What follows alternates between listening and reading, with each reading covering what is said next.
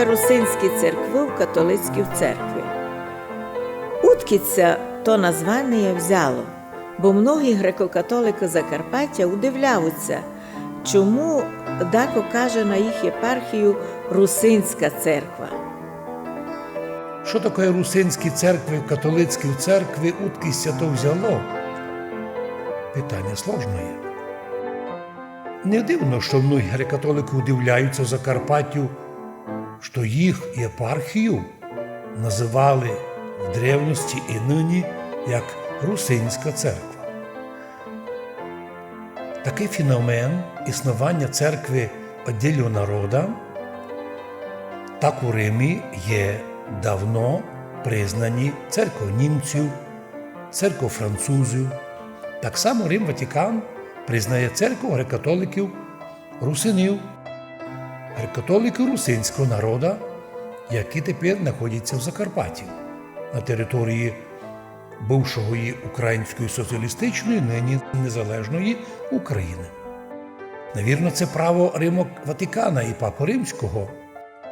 До речі, як заявив їх владика Ніл, вони, греко-католики, суть тими, якими признає їх Святійший Престол, і ставити під вопрос свій статус вони не будуть.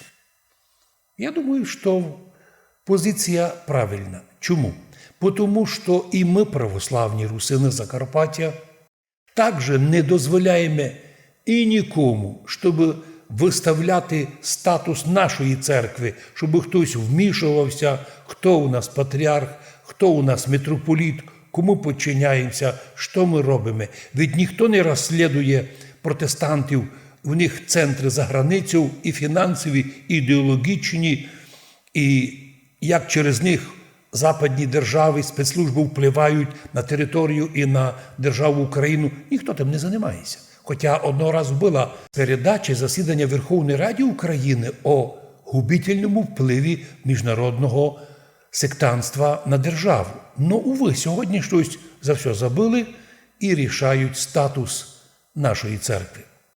Як би не було, ми, русини православні Закарпаттів, громадяни України, народ, який будував цю державу, голосував за державу, являється юридичним народом державообразуючим для України незалежної, вибрали собі право бути православними, вийшовши з канонічної церкви сербської, вводя у канонічну церкву Руську, а нині з 91-го року канонічну Українську православну церкву.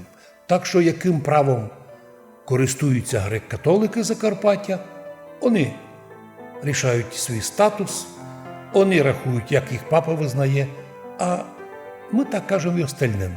Рішення греко-католиків Закарпаття рахувати себе як церкву свого права – це їх, навірно, право, яким визнають їх у Римі Ватикани і у всьому світі.